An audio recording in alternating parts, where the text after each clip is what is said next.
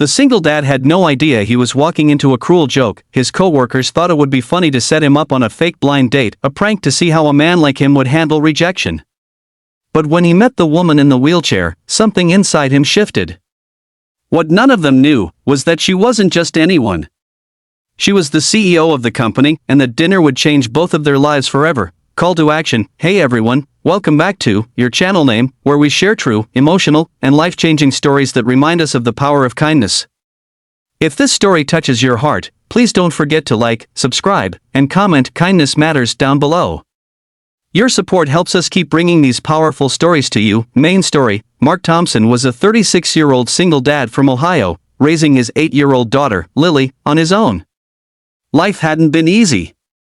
His wife, Emily, passed away from cancer when Lily was just 3, and since then, Mark had been doing his best to hold everything together, juggling work at a small marketing firm, school drop-offs, and bedtime stories. He wasn't the kind of man who complained.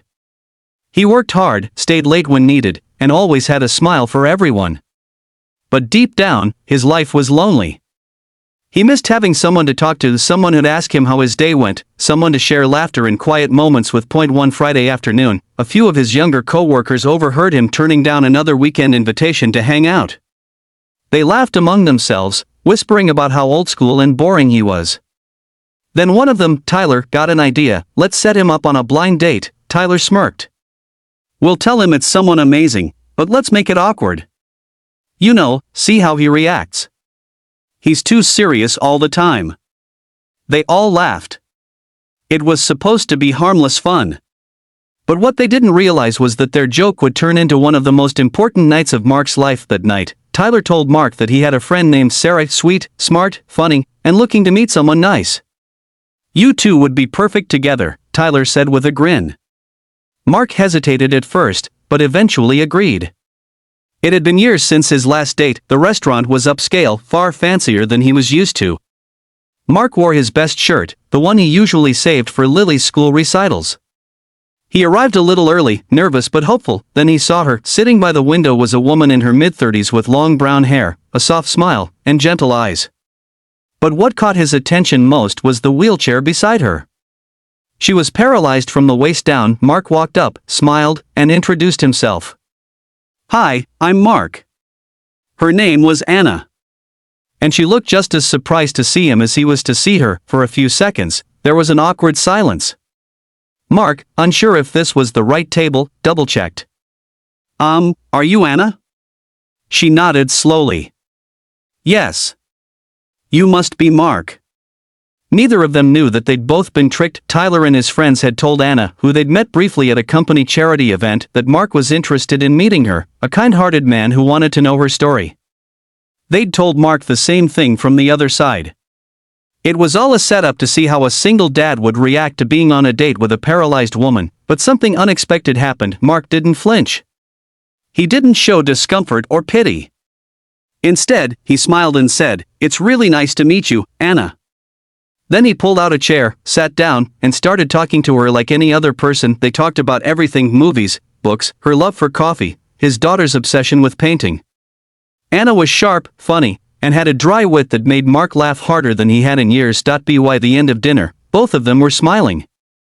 For the first time in a long time, Mark felt like he was talking to someone who really saw him, not just a tired dad, but a person with dreams and feelings. When the bill came, Mark insisted on paying. "You can get it next time," he joked softly. Anna looked at him for a moment, eyes glistening. "Next time?" He nodded. "If you'd like one." That's when she smiled, a real, warm, beautiful smile. "I'd like that." Outside, as they said goodbye, Tyler and his co-workers sat in a nearby car, watching. They were waiting for Mark to make a face, laugh, or show signs of embarrassment. But instead, they saw him gently help Anna into her car, smile, and wave goodbye. Tyler's grin faded. He actually liked her? The others fell silent. The next Monday at work, Mark walked in, cheerful as ever. Tyler and the group waited for him to mention the date so they could laugh. But he didn't. He just said, "It was a really nice evening." "Really?" Tyler asked, surprised. "You mean you actually had a good time?" Mark nodded. "Yeah. Anna's amazing. Tyler didn't know what to say. The prank had failed, or maybe it had succeeded in a way no one expected. A week later, something even more shocking happened. The company announced that the owner, a woman named Anna Reeves, would be visiting the office to meet the team. She was the CEO of the entire company group, known for her intelligence, strength, and philanthropy. When she rolled in, heads turned. It was her. The same Anna. Tyler's jaw dropped. Anna's eyes met Mark's across the room, and she smiled softly. "Good morning, everyone," she said. "It's great to finally meet you all." Tyler looked like he wanted to disappear. Later that day, Anna called Mark into her office. He was nervous, unsure of what to expect. "Mark," she began gently, "I think we need to talk about how we met." He froze. "So, you know it was a setup?" She nodded. "I do now. Tyler confessed this morning." Mark sighed, embarrassed. "I'm so sorry, Anna. I had no idea." Anna smiled. "I know you didn't. That's what matters."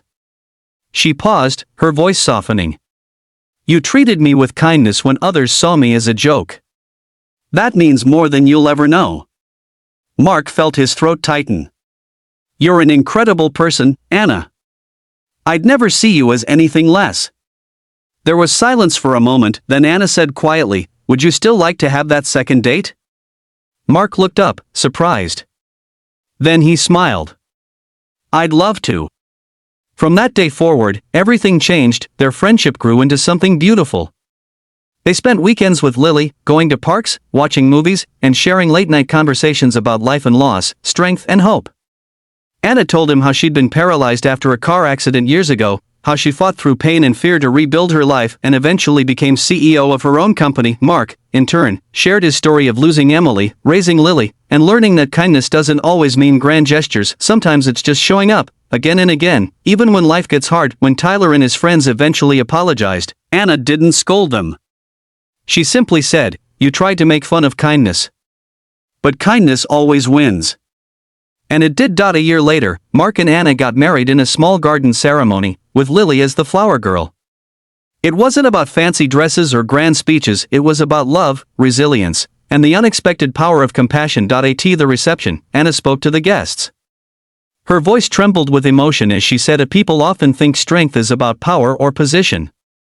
But real strength comes from kindness, from choosing love when it's easier to laugh, from seeing people's hearts instead of their flaws." Mark reminded me of that. And because of him, I believe in goodness again. The crowd rose in applause. Tyler and the others were there too, eyes wet, hearts changed. Conclusion: sometimes life brings people together in the strangest ways, through loss, laughter, or even a cruel prank gone wrong.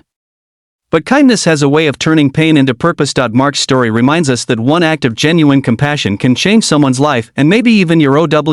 So next time you have the chance to choose kindness. Because you never know who you might heal, help, or inspire by simply being kind. If this story touched your heart, don't forget to like, subscribe, and share this video with someone who believes in kindness too. This is your channel name, reminding you that love always wins, and kindness never goes unnoticed.